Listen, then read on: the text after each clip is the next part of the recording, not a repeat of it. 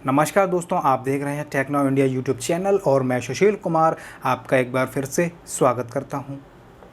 तो दोस्तों, आज की वीडियो में हम बात करने वाले हैं वित्त मंत्री निर्मला सीतारमण जी ने रविवार को प्रेस कॉन्फ्रेंस के जरिए 20 लाख करोड़ रुपए के राहत पैकेज की आखिरी किस्त की जानकारी दी। इसमें कुल 8 घोषणाएं की गई। यह घोषणाएं मनरेगा, स्वस्थ कारोबार, company act, easy of doing business, public sector enterprises और राज्य सरकारों को लेकर थी। तो बड़ी बात है यह है कि स्टैटिक सेक्टर को छोड़ के बाकी पब्लिक सेक्टर अब प्राइवेट सेक्टर के लिए खोल दिए जाएंगे और अगर कोरोना की वजह से किसी कंपनी को नुकसान हुआ है तो उस पर 1 साल तक दिवालिया की कार्रवाई नहीं होगी। आइए जानते हैं मनरेगा और हेल्थ सेक्टर पर सरकार की घोषणाएं और इनका किसको फ़ायदा मिलेगा। तो ठीक है दोस्तों, वीडियो को स्टार्ट कर लेते हैं।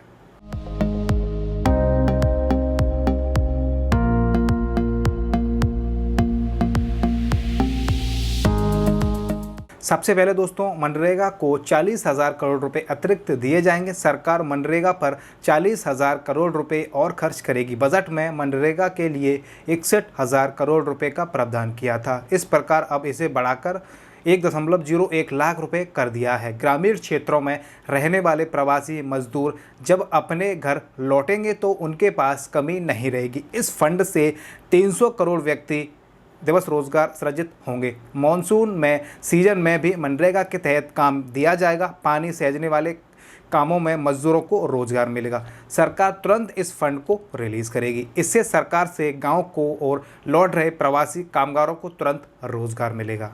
इसके अलावा हेल्थ सेक्टर में नए अस्पताल बनेंगे, ब्लॉक स्तर पर लैब बढ़ेंगी।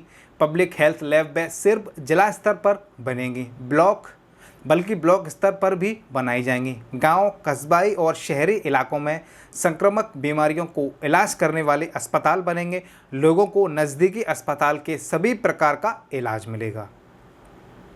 लैब और निगरानी का नेटवर्क मजबूत किया जाएगा। ICMR भी मदद करेगा। सरकार ज़मीनी स्तर पर काम करने वाली स्वास्थ्य संस्थाओं में निवेश बढ़ाएंगे। National digital health mission launch होगा। यह अभी नहीं बताया है कि कब से लागू होगा। और दोस्तों, वित्त मंत्री निर्मला सीतारमण जी ने कहा कि पूरी दुनिया अब रिफॉर्म पे जोर दे रही है। इसी दिशा में हमने भी अब पब्लिक सेक्टर एंटरप्राइजेस PASE में बदलाव का फैसला किया है।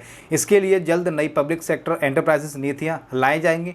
वित्त मंत्री की घोषणा आत्मनिर्भर भारत के लिए पब्लिक सेक्टर एंटरप्राइजेस के लिए नई नीति लाई जाएगी। सार्वजनिक हितों के लिए पब्लिक सेक्टर एंटरप्राइजेस के लिए रणनीतिगत सेक्टर की एक नई लिस्ट जारी की जाएगी। एक सेक्टर में पब्लिक सेक्टर की कम से कम 1 और अधिकतम 4 कंपनियां शामिल होंगी। इसके अतिरिक्त प्रत्येक सेक्टर में प्राइवेट कंपनियां भी शामिल हो सकेंगी। राजनीतिक लिस्ट से अलग सेक्टर की कंपनियों का निजीकरण या विलय किया जाएगा। इससे क्या फ़ायदा होगा? देखिए, एक सेक्टर में सरकारी कंपनियों की संख्या कम होने से प्रतियोगिता खत्म होगी। इससे कंपनी को व्यापार करने में आसानी होगी। कंपनियों का सेक्टर के हिसाब से वर्गीकरण करने से सरकार को प्रशासनिक और आर्थिक दोनों तौर पर फायदा होगा। सरकारी कंपनियों पर किए जाने वाले खर्च पर अंकुश लगेगा। सरकार को मिलेगा फंड। रणनीतिक सेक्टर्स के हिसाब से कंपनियों का निर्धारण करने वाले अन्य कंपनियों का निजीकरण या दूसरी कंपनियों के साथ विलय किया जाएगा। इससे सरकार को अतिरिक्त फंड मिलेगा और निजी सेक्टर को भी होगा फ़ायदा। सरकार की इस नीति से निजी सेक्टर की कंपनियों को भी फ़ायदा होगा। वे भी सरकार की ओर से तय किए जाने वाले रणनीतिक सेक्टर में सरकारी कंपनियों के साथ कारोबार कर सकेंगी। अभी कई सेक्टर्स में प्राइवेट कंपनियों को कारोबार की इजाज़त नहीं है। कंपनी मैनेजमेंट में लाभ मिलेगा। एक सेक्टर में निर्धारित PASE रहने से सरकार को कंपनी मैनेजमेंट में फ़ायदा होगा। इसके लिए सरकार को ज़्यादा अधिकारी नियुक्त नहीं करने होंगे। इससे प्रशासनिक खर्च कम होगा। और वित्त मंत्री निर्मला सीतारमण जी ने ईज ऑफ डूइंग बिजनेस को लेकर घोषणा की। कुल 7 विषयों पर उन्होंने सुधारों और राहतों का फोकस तय किया। इसके तहत कोविड-19 की वजह से नए बैंक्स यानी दिवालिया प्रक्रिया को 1 साल तक के लिए स्थगित कर दिया गया है। साथ ही डिफ़ॉल्ट की नई परिभाषा तय की गई है। किसे मिलेगा?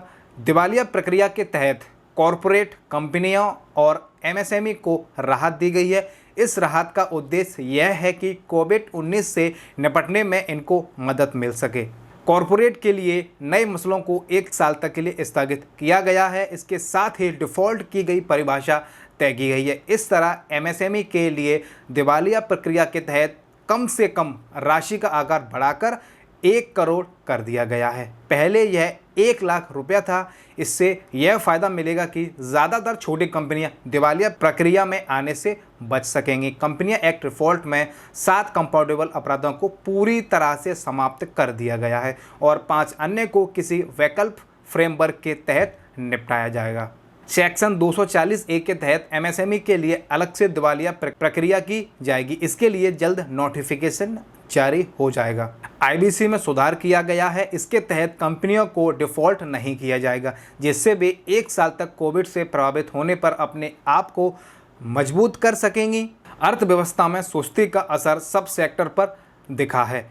कोविड-19 की वजह से अर्थव्यवस्थाओं में सुस्ती का असर सभी सेक्टरों पर दिखा है। इस मंदी अर्थव्यवस्था से इन कंपनियों को निकालने के लिए बिजनेस करने में आसानी हो, इसलिए यह बदलाव किया गया है। वित्त मंत्री जी ने कहा कि कंपनी एक्ट में संशोधन जारी है और कई धाराओं को आपराधिक श्रेणी से बाहर किया जाएगा। अब तकनीकी गलती के कारण कोई आपराधिक कार्रवाई नहीं की जाएगी और इसमें अगर डिफ़ॉल्ट नियम को बदलकर कंपनियों को राहत भी प्रदान की जाएगी। इसका फ़ायदा यह होगा कि एनसीएटी में जारीवाने मामलों की संख्या भी कम हो जाएगी।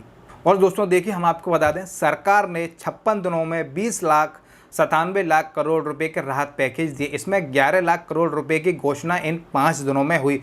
प्रधानमंत्री की घोषणा से पहले 22 मार्च से 12 मई तक 1,92,800 करोड़ रुपए, वित्त मंत्री की पहली कॉन्फ्रेंस में 5,94,550 करोड़ रुपए और दूसरी प्रेस कॉन्फ्रेंस में 3,10,000 करोड़ रुपए, तीसरी प्रेस कॉन्फ्रेंस में 1,50,000 करोड़ रुपए और चौथी प्रेस कॉन्फ्रेंस में 8100 करोड़ रुपए और आखिर में 5वीं प्रेस कॉन्फ्रेंस में 40,000 करोड़ रुपए। आरबीआई के कदम 8,01,603 करोड़ रुपए, कुल मिलाकर 20,97,053 लाख करोड़ रुपए सरकार दे चुकी है। तो दोस्तों, आपको आज की हमारी यह वीडियो कैसी लगी आप हमें कमेंट में बता सकते हैं और अगर आपको वीडियो में कुछ समझ में ना आया हो तो आप हमें कमेंट करके हमसे पूछ सकते हैं। हम पूरी कोशिश करेंगे आपके कमेंट का आपको जवाब दे सकें। और दोस्तों, हम उम्मीद करते हैं आज की वीडियो आपको पसंद आई होगी और आपको आज की वीडियो अगर अच्छी लगी हो तो प्लीज़ आप हमारी वीडियोस को लाइक करिएगा और अगर आप हमारे YouTube channel Tech Now India पे अगर पहली बार आए हैं तो प्लीज़ आप हमारे यूट्यूब चैनल को सब्सक्राइब कर लीजिए और बेल आइकन को दबा लीजिए, जिससे लेटेस्ट वीडियो सबसे पहले देखने के लिए। जिन सब्सक्राइबर ने हमारा यूट्यूब चैनल पहले से सब्सक्राइब कर लिया है उनको हमारी तरफ से बहुत बहुत धन्यवाद। और दोस्तों, अगर आप ऐसे ही और भी इंटरेस्टिंग और लेटेस्ट वीडियोस को देखना चाहते हैं तो प्लीज़ आप हमारे यूट्यूब चैनल पे बने रहिए। तो ठीक है फ्रेंड्स, बस अभी के लिए इतना ही।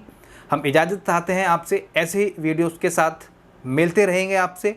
जब तक के लिए जय हिंद, जय भारत।